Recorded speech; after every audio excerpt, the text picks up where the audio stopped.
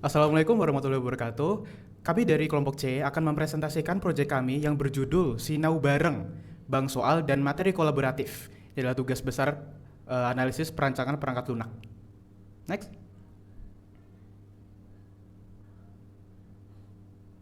Oke, berikut adalah daftar anggota kelompok yang mengerjakan proyek yang akan dipresentasikan ini. Next. Oke, saya akan bacakan latar belakang dulu dari proyek kami. Jadi dalam kegiatan perkuliahan, mahasiswa seringkali menghadapi kesulitan dalam mengelola dan mengakses materi pembelajaran yang tersebar di berbagai platform seperti WhatsApp, Google Drive, dan berbagai media lainnya. Kondisi ini menyebabkan materi menjadi tidak terorganisir dengan baik dan menyulitkan proses belajar. Oleh karena itu, diperlukan sebuah wadah digital yang terintegrasi, kolaboratif, dan aman guna membantu mahasiswa dalam mengelola serta berbagai materi pembelajaran secara lebih efisien. Nah, apa itu Sinau Bareng? Proyek kami ini, Sinau Bareng, adalah platform kolaboratif berbasis web yang memungkinkan mahasiswa berbagi, mengakses, dan membuat materi pembelajaran seperti soal ujian lama, rangkuman, serta catatan kuliah. Selain sebagai repositori digital, sistem ini juga dilengkapi oleh fitur kecerdasan buatan atau AI yang dapat menghasilkan soal latihan baru secara otomatis berdasarkan materi kuliah yang diunggah atau teks yang dimasukkan pengguna.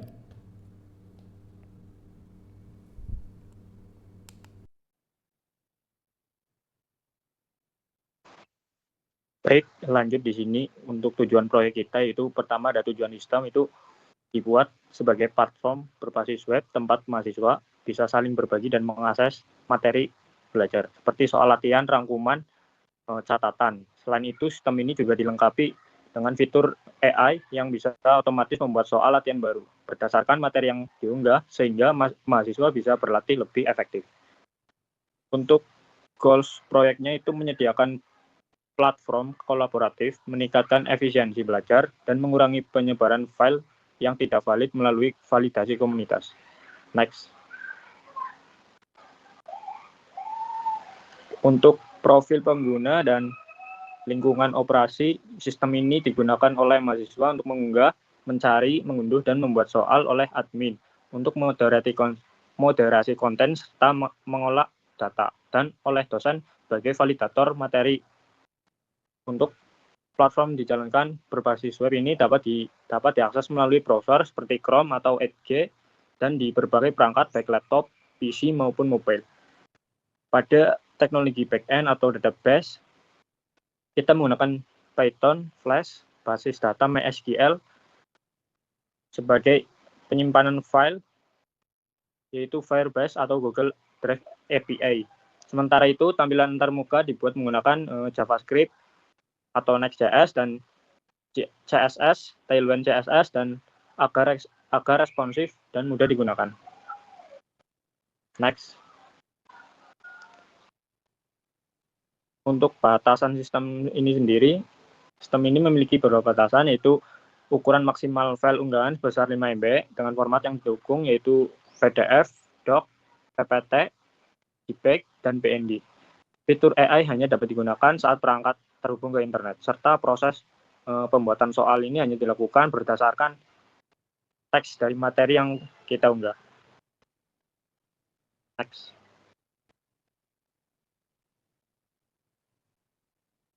Nah, untuk apa saja sih yang bisa dilakukan oleh pengguna ini? Pengguna ini dapat mengunggah materi dan cari dan unduh materi.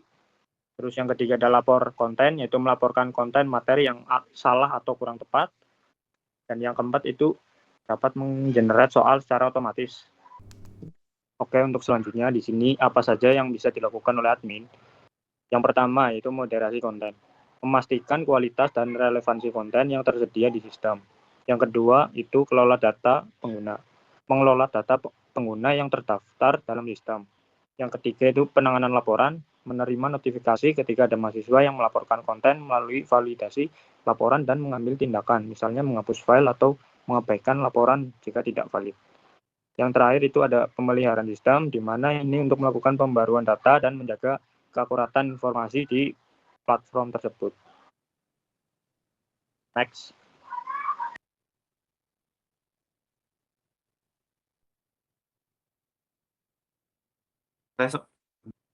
selanjutnya akan dijelaskan oleh saya, yaitu selanjutnya ada kebutuhan fungsional atau FR, di mana fitur-fitur utama yang disediakan oleh sistem. Yang pertama ada fitur manajemen akun dan autentikasi, di mana pengguna seperti mahasiswa, dosen, dan admin dapat melakukan registrasi login, logout, serta pengelola profil akun. Kemudian terdapat fungsi manajemen materi pembelajaran yang memungkinkan pengguna mengunggah, mencari, mengunduh materi. Materi yang diunggah akan dikelompokkan otomatis berdasarkan mata kuliah.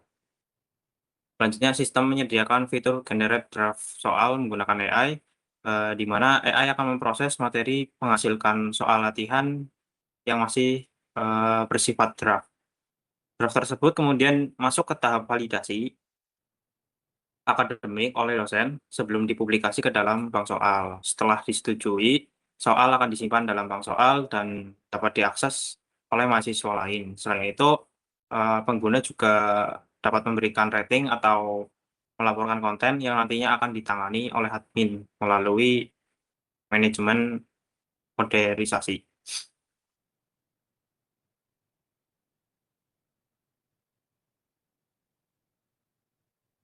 Selanjutnya yaitu kebutuhan fungsional atau NFR.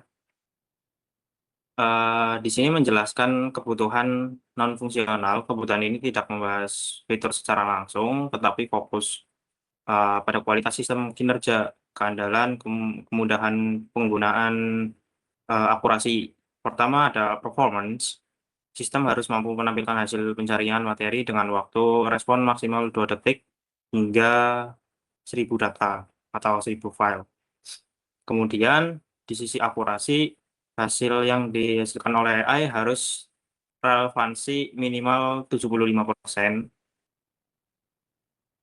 terhadap materi sumber dan nantinya tetap melalui validasi dosen. Selanjutnya pada aspek usability, antarmuka sistem dirancang user friendly sehingga pengguna baru dapat menggunakan fitur utama seperti unggah materi atau generate soal hanya dalam beberapa langkah saja. Terakhir ada reliability, sistem tetap dapat akses meskipun layanan AI pihak ketiga sedang bermasalah. Selanjutnya akan dijelaskan oleh rekan saya.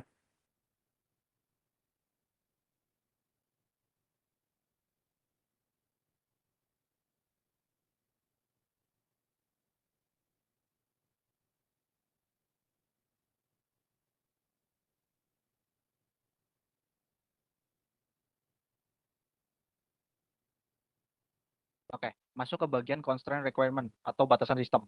Di sini kami menetapkan aturan mutlak agar aplikasi Sinau bareng berjalan dengan lancar. Next.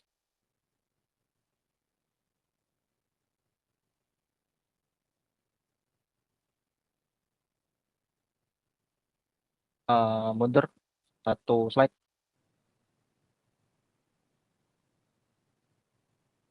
Nah, coba yang tabel.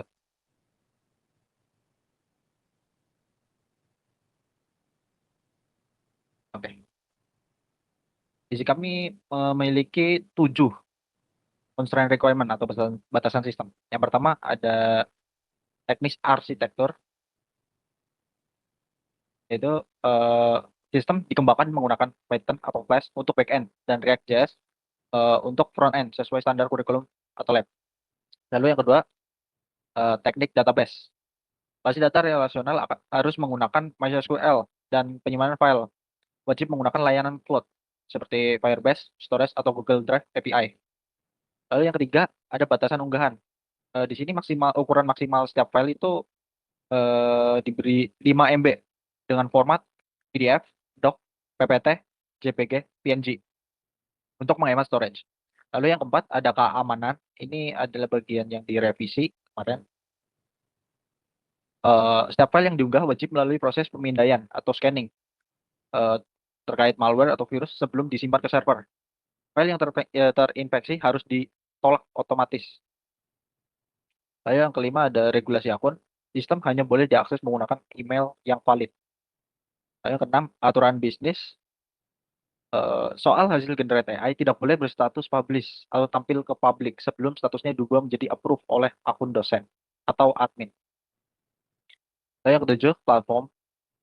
Eh, Sistem ini berjalan menggunakan web ya, web browser seperti Chrome, Edge, dan Safari, tanpa mewajibkan pengguna menginstal aplikasi tambahan seperti X atau APK. Next.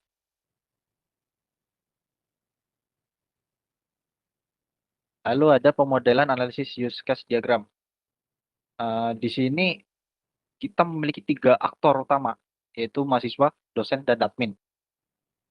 Hampir semua fitur ini menuju ke login ya. Next, coba.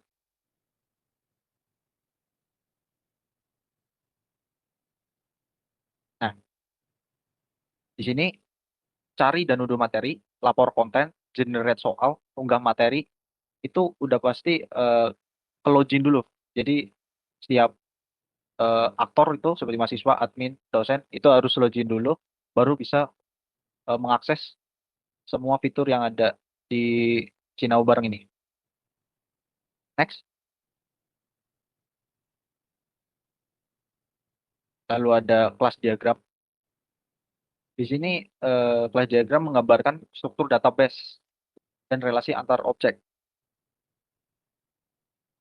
Untuk kelas induknya itu ada di user.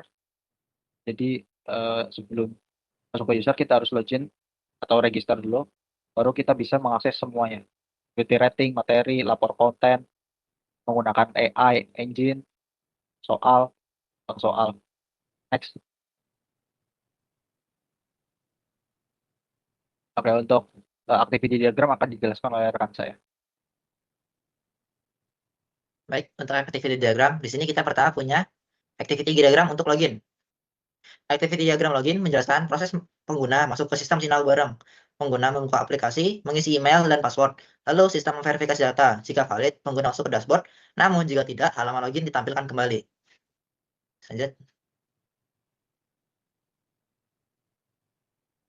Selanjutnya ada activity diagram untuk registrasi. Ini adalah alur untuk pengguna baru. Pengguna mengisi username, email, dan password.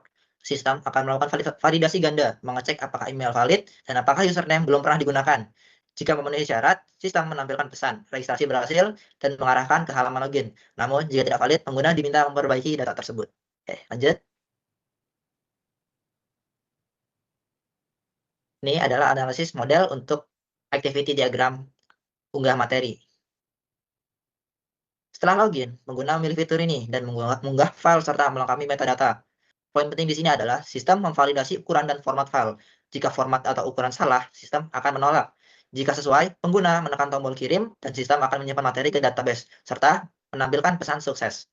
Lanjut.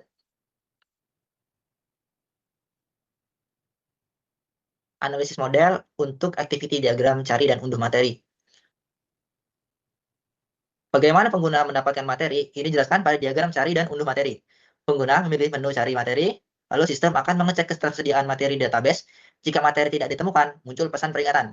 Jika tersedia, sistem akan menampilkan detail file dan tombol unduh. Saat tombol ditekan, file otomatis tersimpan ke perangkat pengguna. Lanjut. Lanjutnya.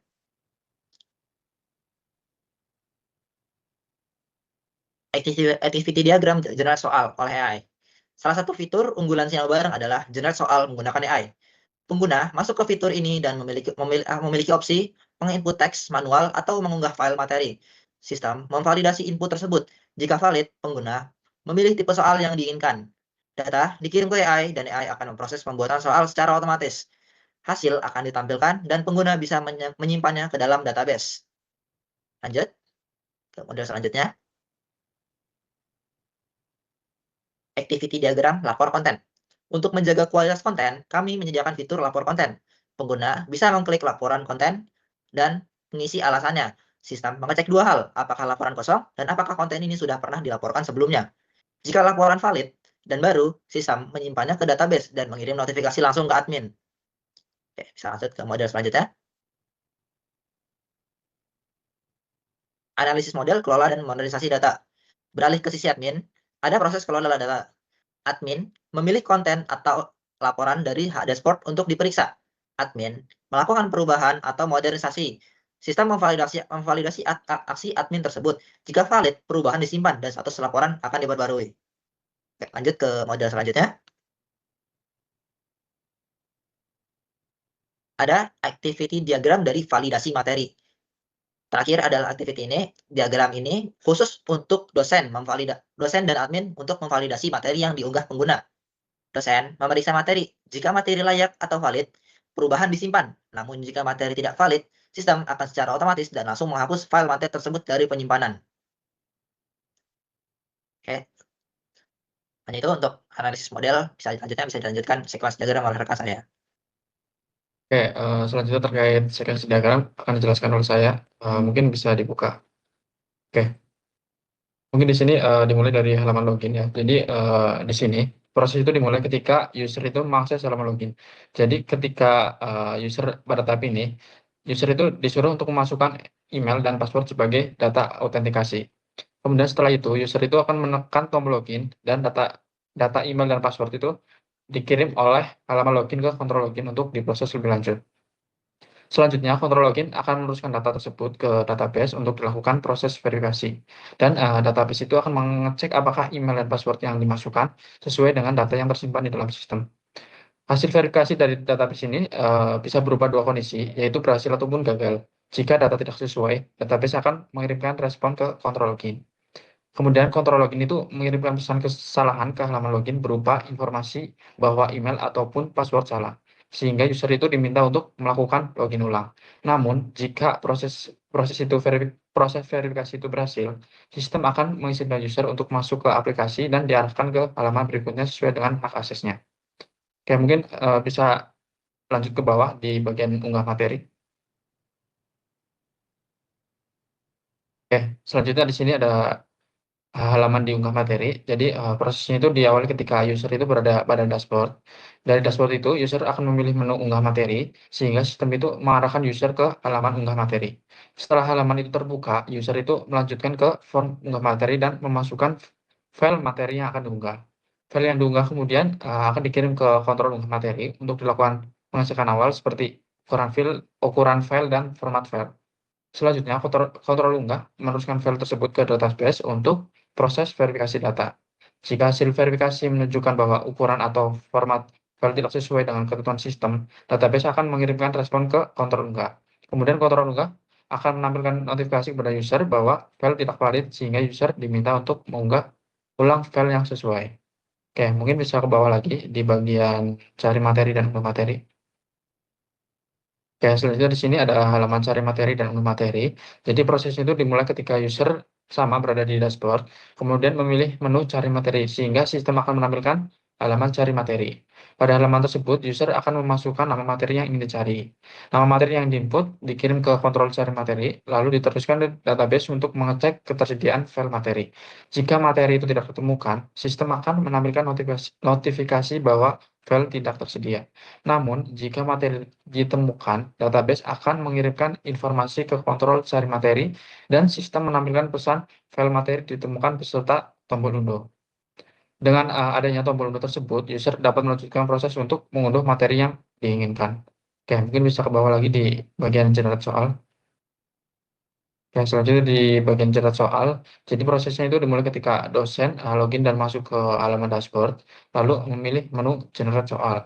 Jadi sistem kemudian akan menampilkan halaman generate soal dan dosen mengisi form generate soal sesuai kebutuhan, seperti tingkat kesulitan dan jenis soal. Data dari form tersebut dikirim ke kontrol generate soal untuk dilakukan validasi.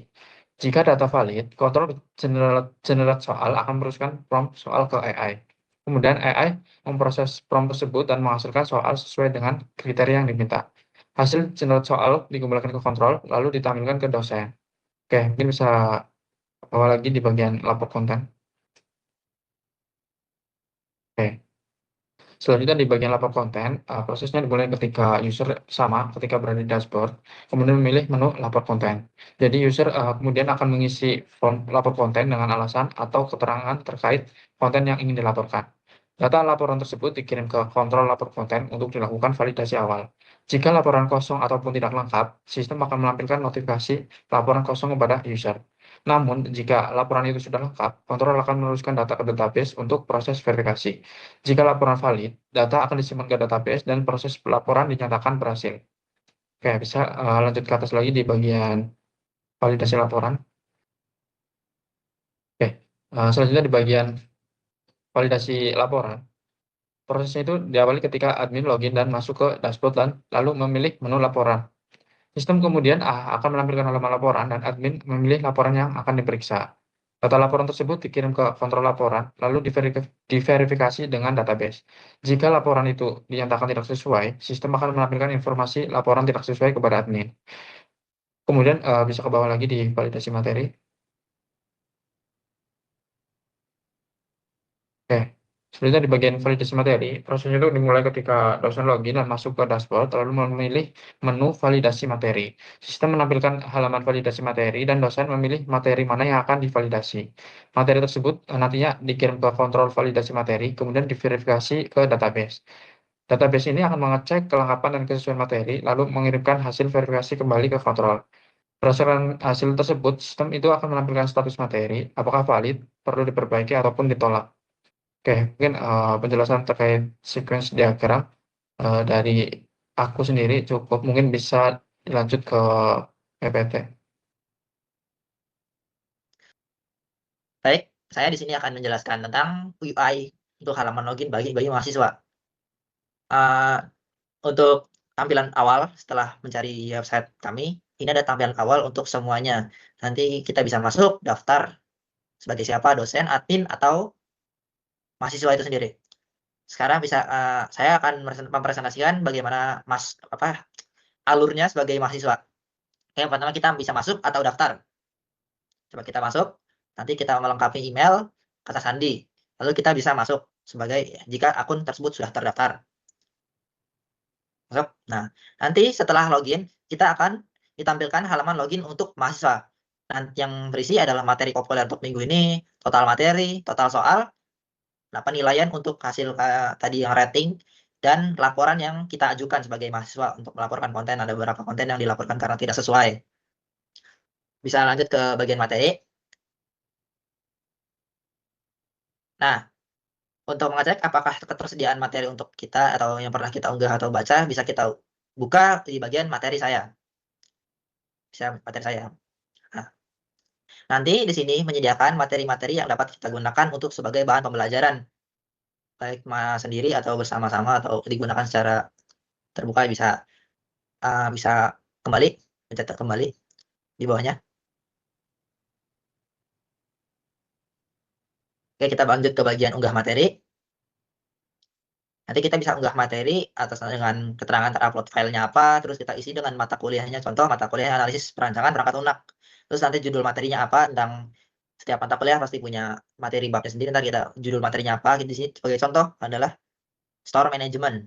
Dengan deskripsi kita tuliskan deskripsinya. Ntar kita bisa kirim. Nanti admin akan memvalidasi materi yang kita unggah. Oke, kembali.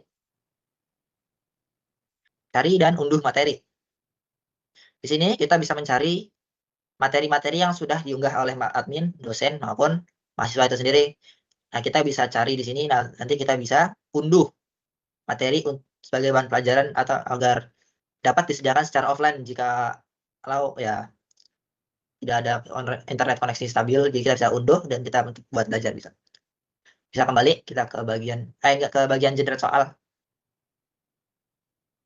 Nah, di sini adalah fitur utama kami. Mahasiswa untuk mempermudah mahasiswa dalam pembelajaran ya. Nanti mahasiswa bisa mengupload file materi untuk agar AI dapat menyesuaikan pembelajaran apa yang tepat untuk disajikan ke mahasiswa itu. Nanti mahasiswa juga dapat memilih 3 bentuk soal, yaitu pilihan ganda, pilihan benar atau salah, atau isian singkat, esai berarti ya. Nah, di sini coba kita contoh udah benar atau salah dan pilihan ganda. Coba klik generate. Nanti AI akan menampilkan soal seperti ini. Mungkin akan ada improvisasi lebih nanti mungkin. Jadi nanti AI akan menampilkan beberapa soal yang relevan dengan materi yang diunggah. Dan mahasiswa sebenarnya bisa nanti akan ditingkatkan lagi jika mahasiswa bisa interaksi dengan AI ini. Dan diberikan penjelasan lebih tentang bagaimana materinya dijelaskan. Itu untuk bagian mahasiswa. Untuk bagian login sebagai user lainnya bisa jelaskan oleh rekan saya. Oke, baik. Selanjutnya masuk ke admin. Seperti biasa sebelum masuk ke dashboard kita harus login dulu sebagai admin. Masuk. Nah, ini adalah tampilan awal dashboard admin. Nah, di sini ada 4 menu, yaitu dashboard, kelola pengguna, moderasi konten, dan juga manajemen laporan. Kita ke dashboard dulu. Nah, di dashboard admin itu ada statistik. Yang pertama ada statistik total pengguna, total materi, dan juga laporan konten. Lalu ada juga aktivitas terbaru. Jadi admin itu bisa tahu aktivitas yang terbaru itu apa aja. Misalkan ada yang melapor konten, terus ada yang membuat konten, terus ada yang menutup laporan. Terus di situ ada distribusi jenis konten. Jadi admin bisa lihat soal AI-nya itu berapa dan materinya itu berapa persen. Terus untuk laporan juga sama. Jadi admin bisa tahu status laporannya itu seberapa banyak gitu distribusinya. Lalu ada juga grafik jumlah upload konten per bulan. Nah, di sini admin bisa tahu jumlah upload kontennya per bulan. Selanjutnya menu ke total pengguna. Nah, di menu ini admin bisa lihat semua daftar pengguna yang register ke Sinau Bareng. Lalu admin juga bisa menambah pengguna sendiri. Coba tambah. Nah, itu terus masukin username, email, password, dan juga pilih role-nya. Coba klik pilih role. Nah, di situ mau nambah sebagai apa admin bisa, mahasiswa bisa, dosen juga bisa. Lalu klik tambah. Nah, nanti user akan menambah data baru di situ. Lalu admin juga bisa mengupdate user. Coba klik yang tanda pensil itu. Enggak, masih di kelola pengguna.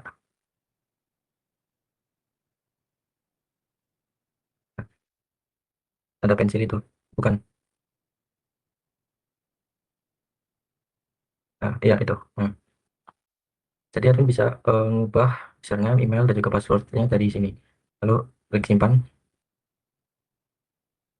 Nah, admin juga bisa menghapus user. Klik tambah. Ya, klik hapus. Oke. Nah, itu di bagian menu kelola pengguna. Lanjut ke menu moderasi konten. Nah, di menu moderasi konten ini, admin bisa melihat semua konten yang pengguna atau mahasiswa upload dan juga statusnya. Apakah pending atau published.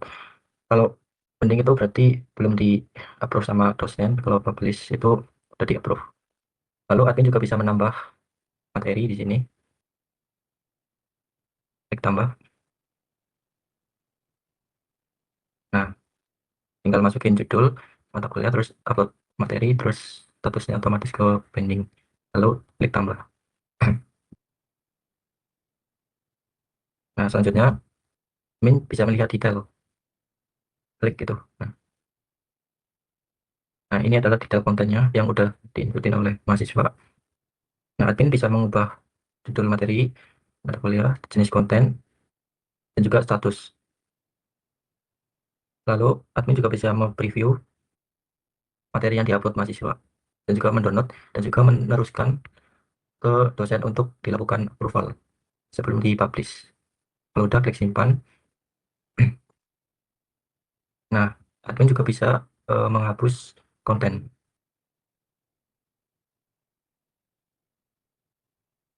Ya, hapus. Oke, itu bagian moderasi konten. Lanjut ke manajemen pengguna. Manajemen laporan. Manajemen laporan.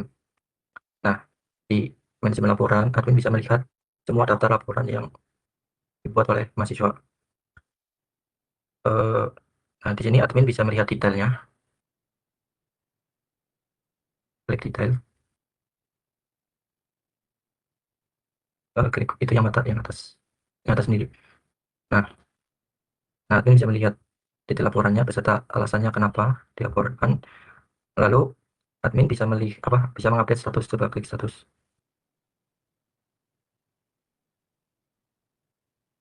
Nah, statusnya kan yang pertama open dulu. Nanti admin bisa membawa in review untuk di review laporannya itu seperti apa. Terus lihat konten ini untuk melihat file yang dilaporkan oleh mahasiswa. Lalu klik simpan. Lalu yang terakhir ada notifikasi. Itu bisa diklik yang bell yang di atas, gambar bell yang atas sendiri, notifikasi. Nah, admin akan menerima notifikasinya di sini. Seperti pengguna mengupload materi atau melaporkan materi, nanti masuk ke sini. Lalu mungkin itu aja di admin. Selanjutnya dijelaskan oleh rekan saya sebagai dosen.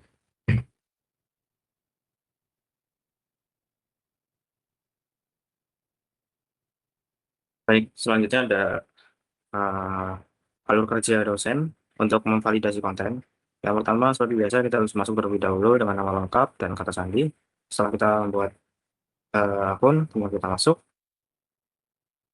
Di sini kita bisa lihat beberapa validasi, judul kontennya, harus jenis apa, terus upload siapa, nama mata kuliahnya apa, statusnya apa, dan kita juga bisa melihat aksi di sini. Di aksi di sini kita bisa tahu atau mengisi detail materinya. Ada judul materi, mata kuliah, jenis konten, nama uploader, status, pending, reject atau publish, lalu tanggal upload, dan file materi. Setelah itu kita simpan. Kita bisa melihat solusi sini seperti apa. Lalu yang ketiga ada validasi soal AI. Ada judul konten, pengunggah, nama kuliah, status, dan aksi. Dimana kita juga bisa melihat yang telah kita generate tadi, judul kontennya apa, misalnya apa itu UI, terus nama mata kuliahnya, rancangan perangkat lunak, lalu jenis konten soal, statusnya pending atau enggak, lalu tanggal upload, terus setelah pertanyaan tadi jawabannya ternyata B atau apa gitu. Setelah itu kita bisa simpan. Kita bisa juga melihat notifikasi, misal sudah mengupload atau setelah mengupload tinggal menunggu validasinya tersebut. Mungkin itu yang bisa kami sampaikan. Ya, kembalikan ke rekan saya, Fauzia. Silakan. Oke, udah di bagian akhir proyeknya, saya bacakan untuk penutup dan pokoknya kesimpulannya aja. Jadi kami punya fitur cerdas ya untuk nge-generate soal otomatis AI tersebut, pencarian pintar dan rekomendasi materi. Pencarian pintarnya itu menemukan materi tidak hanya dari judul, tapi juga dari isi dokumen. Kesimpulannya, menciptakan pusat sumber belajar terintegrasi dan mendukung culture sharing knowledge di lingkungan yang akademik. Next. Ini dia beberapa referensi yang kami gunakan untuk membuat proyek kami.